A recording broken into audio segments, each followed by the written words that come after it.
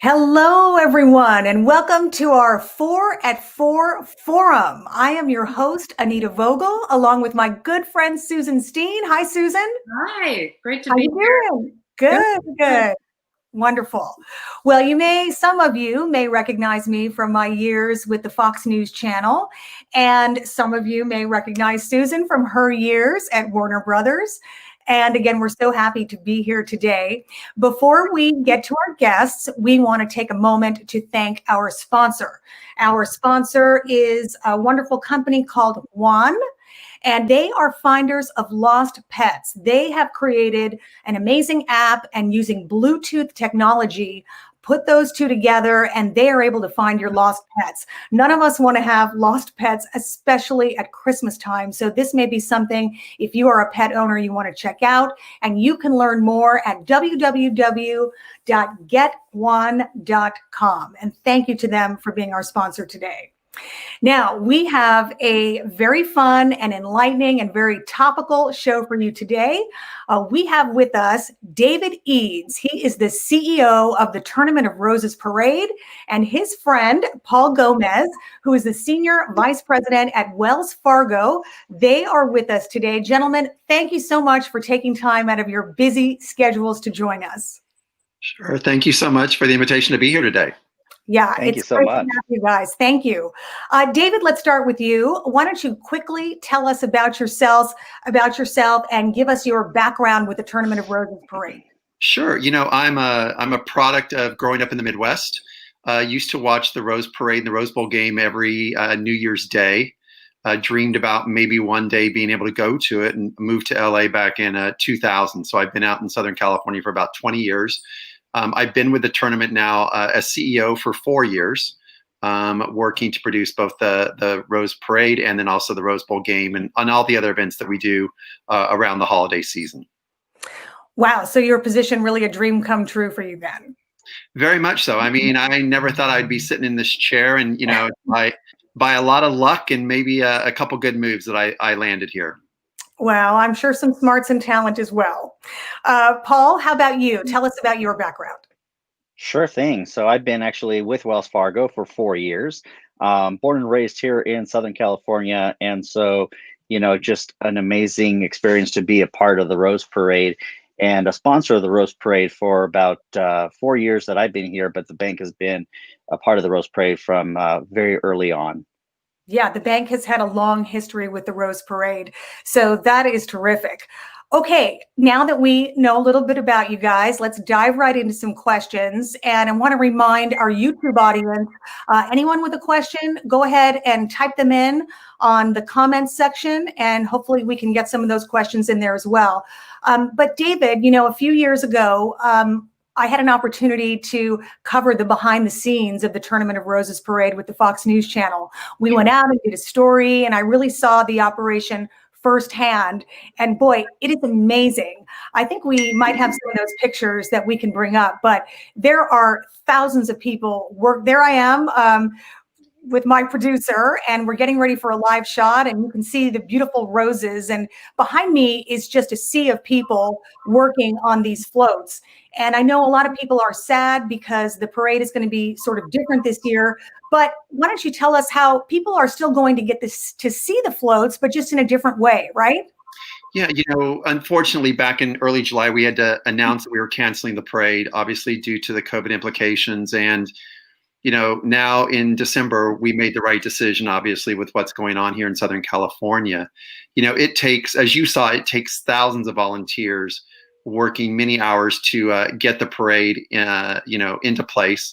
And then the tournament itself has 935 volunteers that work year round on all the parade operations. Mm-hmm. So we're not going to be able to do the parade this year, but we felt it was extremely important that we still deliver that sense of hope and joy to the country and the world that we do every New Year's Day. So on January 1st at 8 a.m., you will be able to watch the Rose Parade's New Year's celebration presented by Honda. So it'll be a 2-hour television special in the spirit of the parade that really showcases all the special things that go on with the parade every year. Oh, well, that's great. So people can still tune in and get a flavor of the parade, just a little different this year. Yeah, it'll look totally different, but it'll be with, all the different elements of the parade, some back back house looks, behind the closed curtain that you want to see in a normal parade broadcast. Mhm. We have some amazing entertainment that will be performing in the special. But you'll also see the showcase of some of our wonderful floats, marching bands, equestrian units that are very traditional to the parade. Oh, that's amazing. That'll make it seem normal for people when they tune in. And when you look back at the parades that you've been involved with, do you have a favorite one? Was it the Bob Hope year? And I know that was a big one, or what was your favorite? Like I said, I can look back, gosh, more than 40 years at the parade, and some will stand out in my memory. But now that I'm working there, I have to say every year is my favorite parade, right? When you invest all that time and energy and effort throughout the year to produce a live television event of that magnitude, and then it unfolds in front of you on New Year's Day, and you put your heart and soul into it, at that time, it's your favorite. And then for us, 3 days later on January 2nd or January 3rd, we're immediately starting planning for the next year's parade. So I don't have a specific favorite, but I would say they're all my favorites. How's that? That's a very diplomatic answer, but I will take it. So let's go ahead and bring Susan in. And Susan, I know you have some questions for Paul. I do. Paul, I know you mentioned that you've been with the parade for just, not too many years, but that in fact, Wells Fargo has been with the parade for years and years. Way back to 1890, you figure, when they were really driving stagecoaches? Probably. I mean, we were part of the Rose Parade early on in its first beginnings here in Southern California. And as you know, and a lot of our customers know, the Wells Fargo Stagecoach is the iconic symbol of who we are, and a part of, California as a whole. So we've been really fortunate that we've been a part of the Rose Parade, and actually recently the closing show sponsor for the last about 9 or 10 years. So Wells Fargo, like every company, has had to really pivot to figure out how to brand manage and so forth. What have you done specific to the parade that you would consider a pivot? Well, I think it was, first and foremost is supporting David and his team. I think that was the biggest, hardest decision for David was to go ahead and have to cancel the parade. Mm-hmm. And, as a sponsor, making sure that he knew that we still were there to support him. And more importantly, all of our organizations and nonprofits that we partner with across the country is just finding different avenues to go ahead and, one, continue doing the funding that we've traditionally have done as part of our culture, but more importantly, making sure that we're providing resources, especially right now for COVID response, to the communities at large. One of the big things is around homelessness and hunger. So we've really been focusing a lot about that, but then also working with small businesses as they've been greatly impacted. So trying to bring it all together, I think, holistically with not only David as one of our main partners, but all of our partners to understand how we can actually be more effective, during this time to our communities and our customers, and more importantly, also our team members. I think it's fantastic that Wells Fargo is standing by their partners and really figuring out different and creative ways to support. Thank you. So that is great information. Thank you so much. Why don't we now take a short break and bring in our musical director, Paul Piazza is standing by looking so festive right there. And he is going to introduce our guest musical artist today. Paul, take it away. Well, thank you. The guest musical artist is an easy one. This one's actually me this time around. Take it. Got you some fun stuff to have for today's show because it's so festive. So we're going to start off with a classic. We're going to start off with "It's the Most Wonderful Time of the Year."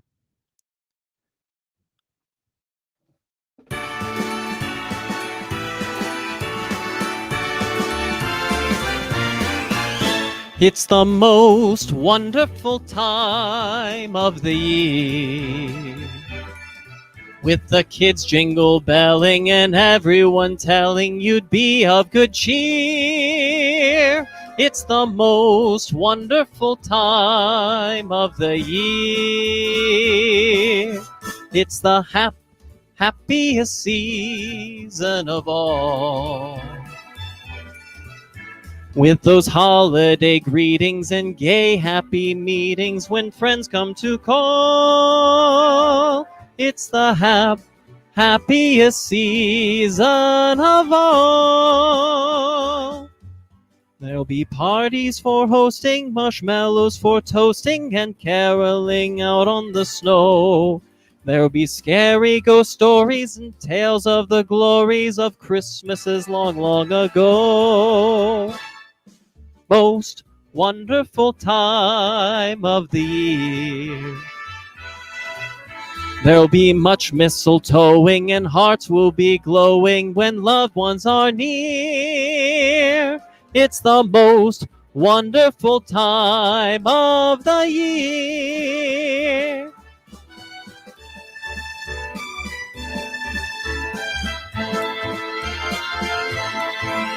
There'll be parties for hosting, marshmallows for toasting, and caroling out on the snow. There'll be scary ghost stories and tales of the glories of Christmases long, long ago. It's the most wonderful time of the year. There'll be much mistletoeing and hearts will be glowing when loved ones are near. It's the most wonderful time.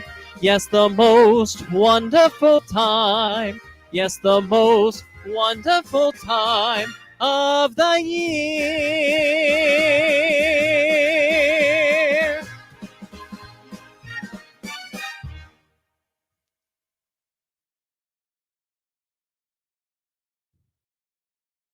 Awesome. Thank you so much. That's going to get us all in the spirit right there. Thank you. I get fired up. And Yeah. maybe by the time we come around next time, I'll have a little fire going on behind me for even some more Christmas cheer. I'm ready for a hot toddy right now. That sounds great. Okay.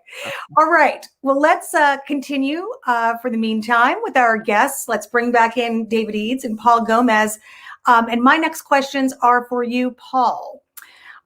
What is the one thing that you could change about the parade and perhaps your involvement if you could? And tell me about this flash mob video that you have. I think we have that to show, and you can maybe answer while we're showing the video.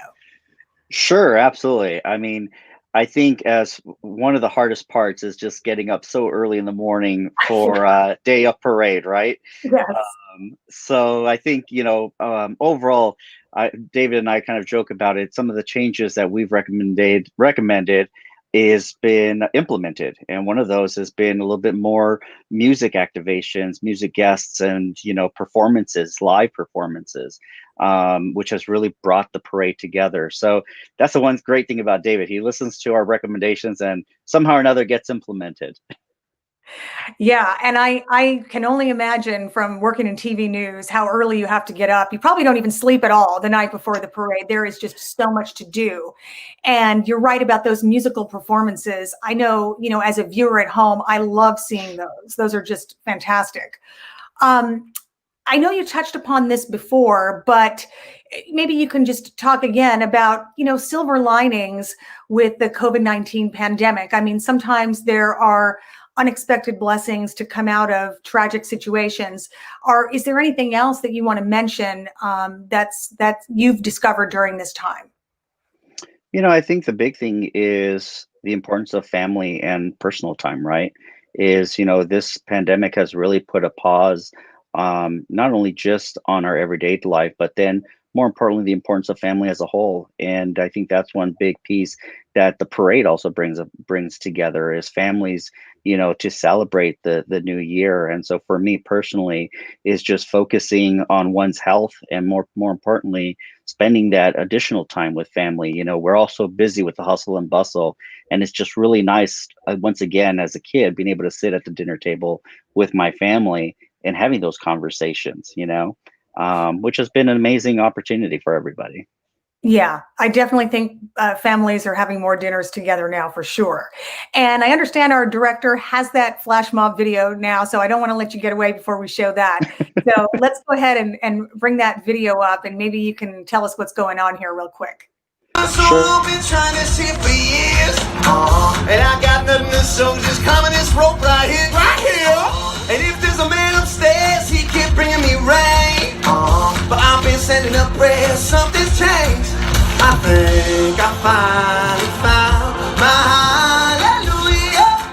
I've been waiting for this moment. It's good to be alive right about now. Woo-hoo! I love the way these flash mobs, they always look so spontaneous, but how much work goes into that? That was a lot of work, but the great thing about it is David and his team were spot on getting us volunteers, as well as artists to come around. And kind of as I mentioned, David taking our suggestions of bringing more musical talent, and that was his way of bringing music to close the Tournament of Roses, one of my first years on the parade route. Fantastic. That is just awesome. And that is a crowd pleaser. Well, okay, let's bring Susan back in. And I know, Susan, I think you have some more questions for David now. So fire away. Okay. Hey, David, I understand you have a sizzle reel for us. Yeah. Say that now, and then afterwards I'll ask you a couple more questions. All right. Terrific. Yeah. Let's show it. Nothing, folks, signifies a new year like the Rose Bowl. We can't wait to celebrate New Year's Day as we present the 130th Parade presented by Honda. You're just seconds away from experiencing the most magnificent New Year's spectacular of them all. What a parade we have for you this morning here in beautiful downtown Pasadena, California. Here we celebrate the equestrian units in the 2018 parade. From mules to donkeys to all types of horses, our equine partners are our heritage and our most important partner to humans in the building of our country and the world. There isn't a soul on earth who isn't touched by music and the power of music and its ability to heal and unite. And now, the moment we've all been waiting for, the 2019 Royal Court. Ladies and gentlemen, our Rose Queen is the 101st Rose Queen.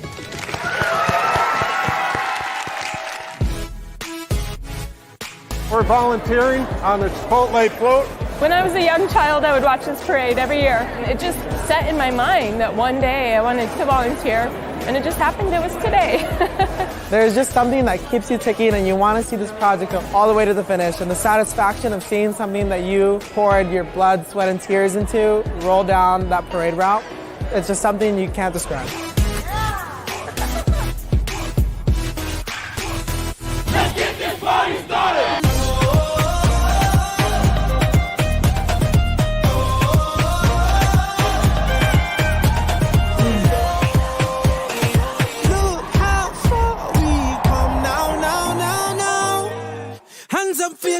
We are here today celebrating the Rose Bowl. We've got a ton of traditions here at the Disneyland Resort, but this is one of the most special. Hands up for your colors.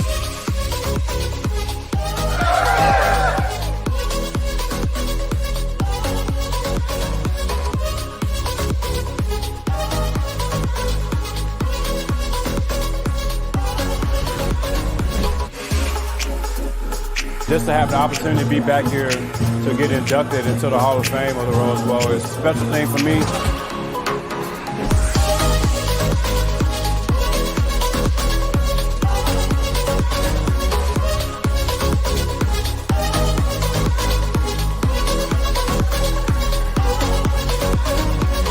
Cheers. Welcome to the 130th Rose Parade presented by Honda. This just happens to be the very best parade in the world. I mean, Pasadena is the place to be this morning.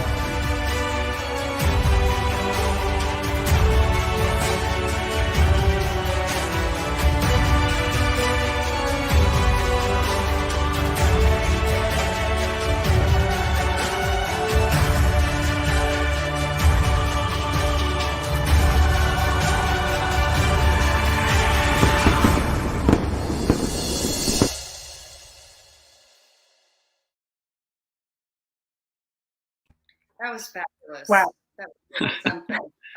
Kind of gets you excited for the new year, right? It really does. Totally. So, David, I think, every organization, every business has had to figure out how to to ensure that they're still relevant and that they've made the changes that will keep their visibility, in the public eye, as it were. Can you tell me what you think the tournament has done to keep that same visibility?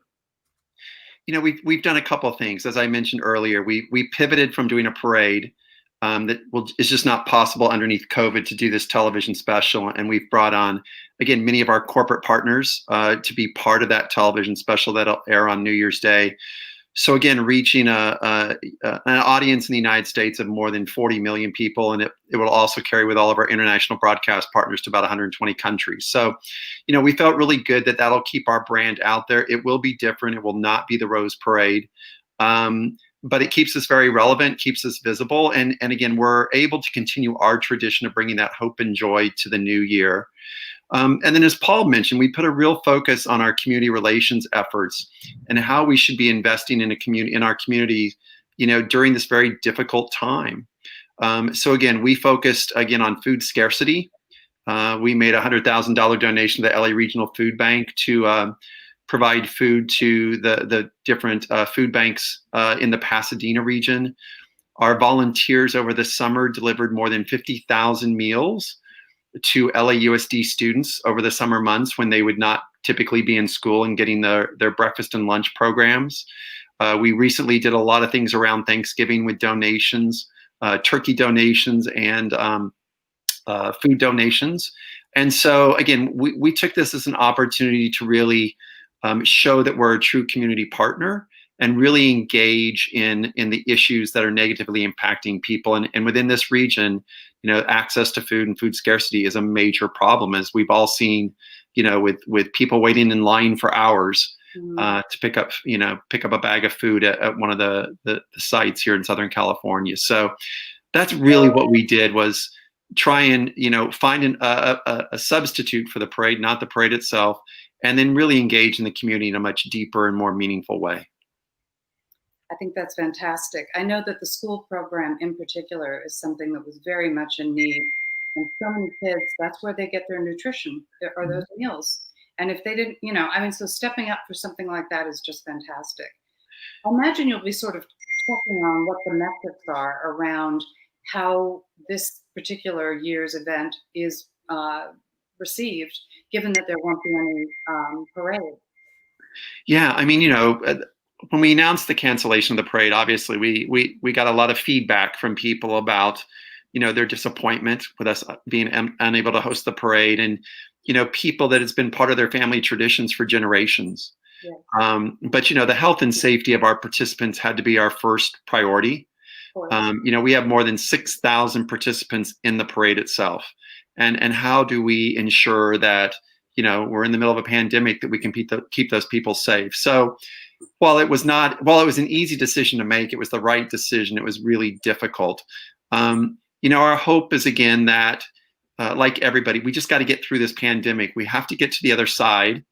We're already planning for the 2022 Rose Parade, which would obviously be on January 1st.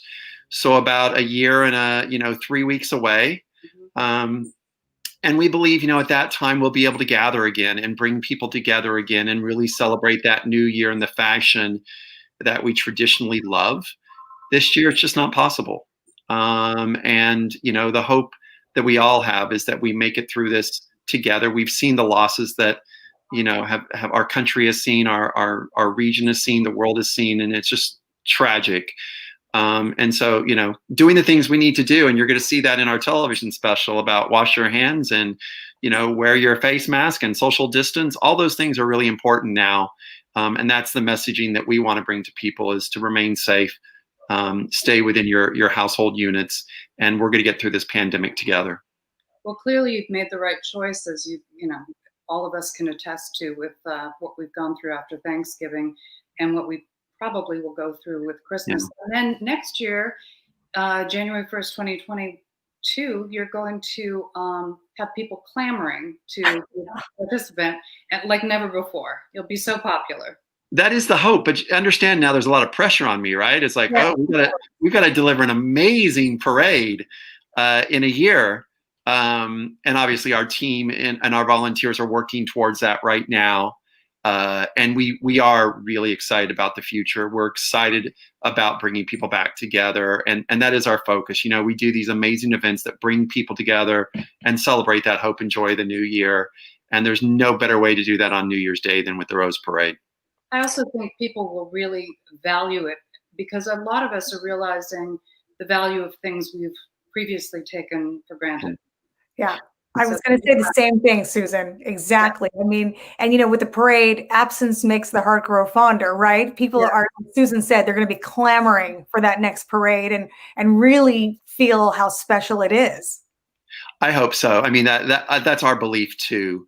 And we know what this parade means to people. I just heard from somebody the other day from the East Coast about, you know, for 40 years, they watched the parade every year, and they're so disappointed they won't be able to continue that tradition this year. So, you know, being here in Southern California, working for the tournament, we sometimes, you know, we're in the thick of it all day long, right? And so we don't realize how special it is until we can step back and read those stories and hear that feedback about how we do really help people kick off their new year and what it means to families. As Paul mentioned, we're about bringing people together. We're about families. You know, when you look down that parade route, there are tens of thousands of families that gather with those traditions, sleep out overnight to watch the parade. And we are hopeful that on January 1st, 2022, we'll be able to do that again. Yeah. Well, I think for me personally, every year I've put off going to the Rose Parade, and I will not put it off the next opportunity I have, because it makes you realize how special opportunities are and how you can forsake them and maybe the last time. So it's made me grateful. I think we all do that. You know, I've had people say to me, oh, well, there'll always be a Rose Parade. Yes, exactly. And as a CEO, you know, I have to look at our increasing costs of doing business, you know, security along a parade route. Again, working with our corporate partners and sponsors, it's not a given that we're going to be here. You know, we have to work really, really hard to bring this, because if you think about it, it's free to almost everybody that watches it, right? You can walk up on a parade route and watch it for free. And so we really do look at the parade as our gift to the country and our gift to the world. And you're right. Sometimes, you know, when I'm in the trenches, you're thinking, gosh, people just take us for granted. And hopefully this is the eye opener for people, like many things, just, you know, the chance to sit around the dinner table with your family. I mean, you know, that is something now that we all appreciate so much more than we did maybe a year ago. Absolutely. Or the ability to go to the park and play on the equipment and you don't have to wear a mask, right? That'll be a huge day when that happens with your kids. So I agree. We're all going to appreciate everything we have so much more, hopefully in the coming months. Yes, it is a grand tradition, and we will look greatly forward to its return in 2022. But, you know, we'll look forward to watching it in a new way this year as well, or in the new year as well. Okay, let's take another break right now because we want to bring back Paul and we want to have some more music. So, Paul, what do you have on tap for us now? Well, in a very fitting tribute, I think, to the 2020 and the holiday season we're living in, I wanted to sing a classic ballad. This is I'll Be Home for Christmas. Oh, nice, nice.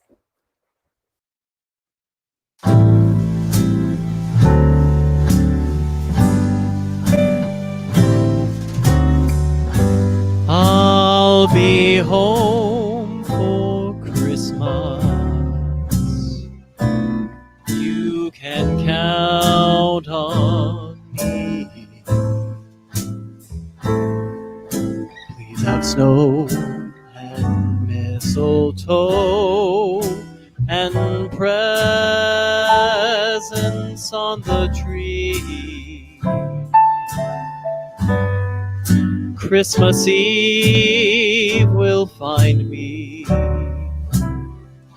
where the love light gleams. I'll be home for Christmas, if only in my dreams.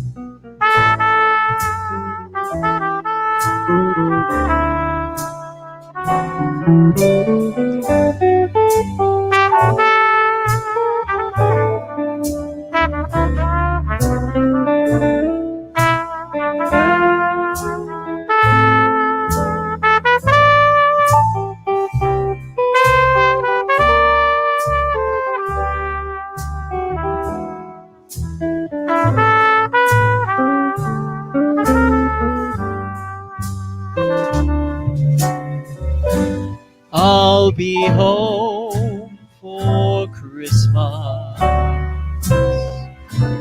You can count on me. Please have snow and mistletoe and presents on the tree. Christmas Eve will find me where the love light gleams, 'cause I'll be home for Christmas, if only my dreams.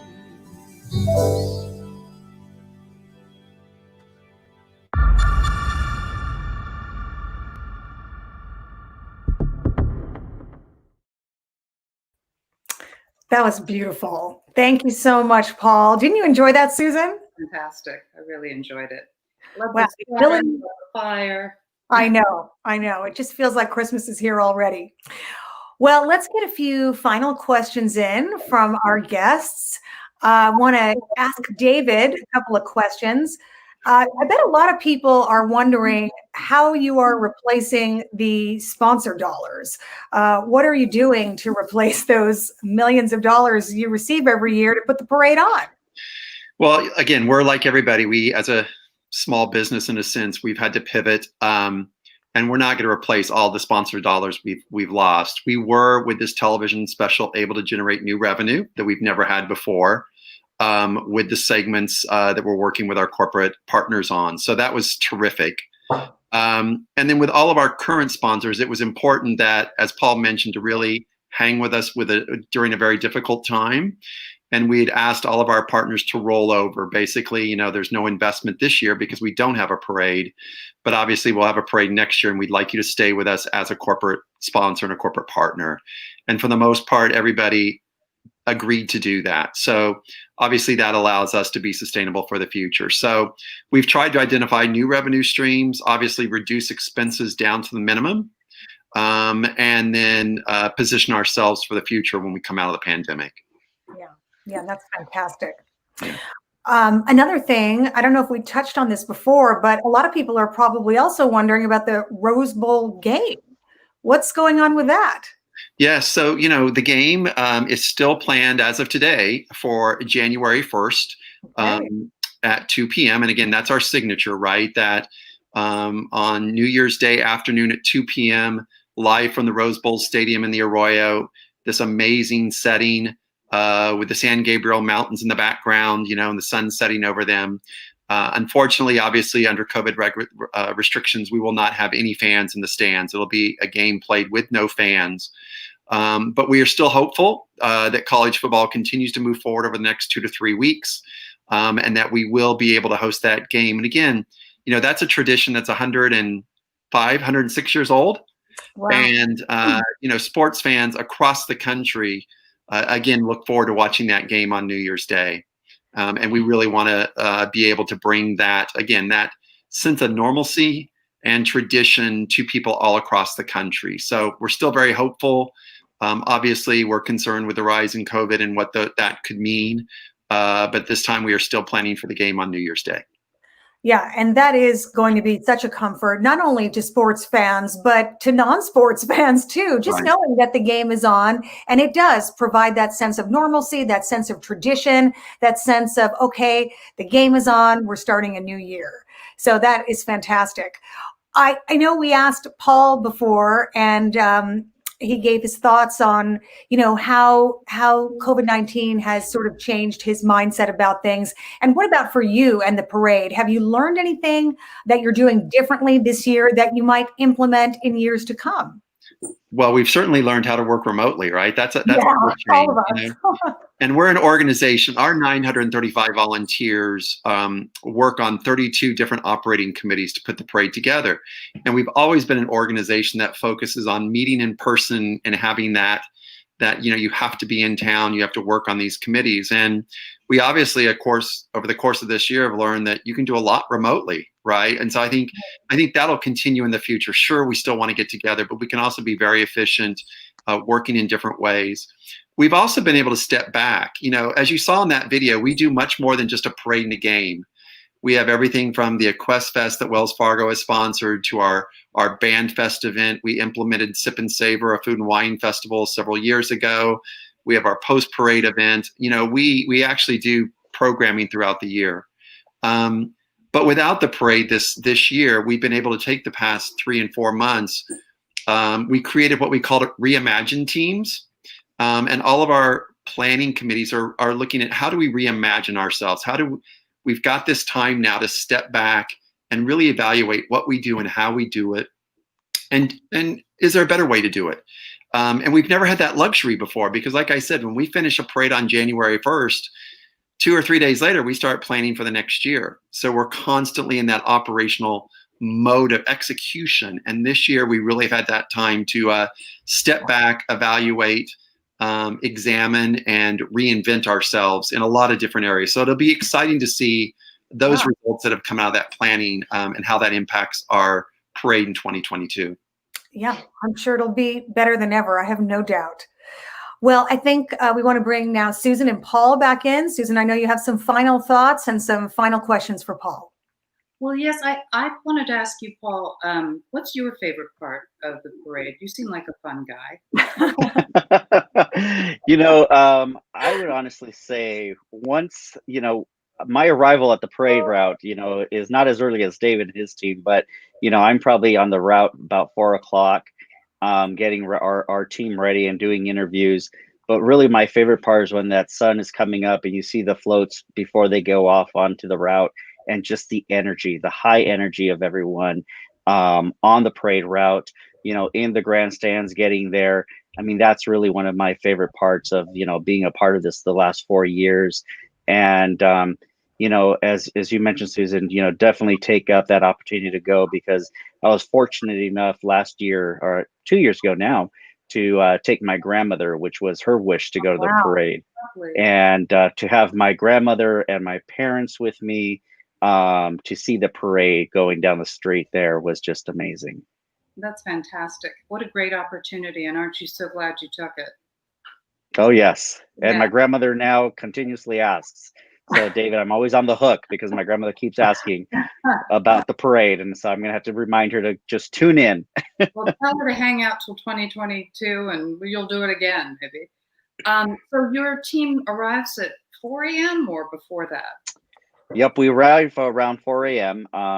As you saw on the sizzle reel, one of our branches is there. One of our corporate offices is along the parade route.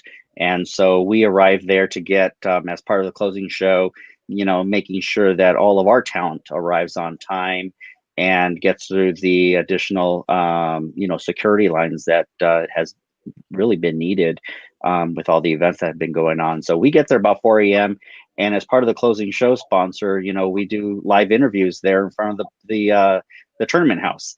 So we're there with all of you bright and early doing interviews and trying to wrangle a couple of our, talent at the last minute to make sure that they're inside our stagecoaches ready to go. Because once that flag is drawn on that route, we can't go ahead and sneak anyone back into the stagecoach. So when I show up at 8 a.m., that's going to be a no-show, huh? I don't think David and his team will let you through that barricade there. All right. Well, thank you. Appreciate it. Absolutely. Yeah, that is great. Thank you so much for all the great information about the parade and about what we can expect this year and what we can expect in 2022 and all the changes. Thank you to our guests, David Eads and Paul Gomez. And Susan, thank you for joining us as well. Before we wrap it up here, I want to bring back in our musical director, Paul Piazza. He's going to tell us about what's coming up in future weeks, and he has a final round of music for us. Paul. What a wonderful show. It was so great hearing so many hopeful things about this holiday season and all the events we're normally used to. And I loved hearing how much we all appreciate what we are missing this time around. And hopefully next year with a fresh start, we'll be able to enjoy these events once again. Next week, we've got a great show on 4 at 4. We've got Loneliness During COVID with Dr. Scott Kaiser from the Motion Picture Television Fund. Now, this is going to be a great antidote, I think, especially during these cold, dark winter months, to figure out how we could bring some great cheer into our lives.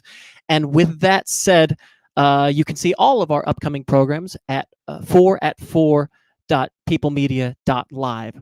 And so to finish up today's show, we've got another classic holiday New Year's Eve carol in honor of the Rose Parade. This is Auld Lang Syne, and with a little jazzy twist at the end of it. So we hope you enjoyed today's show, and we look forward to seeing you next week.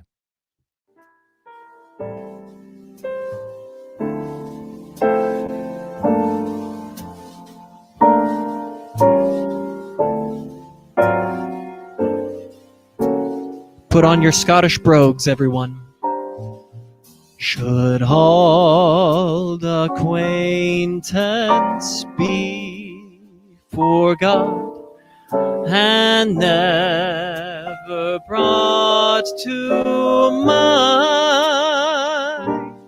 Should auld acquaintance be forgot and days of Auld Lang Syne? Join in, everyone, from home for Auld Lang Syne, my dear, for Auld Lang Syne. We'll take a cup of kindness yet for Auld Lang Syne.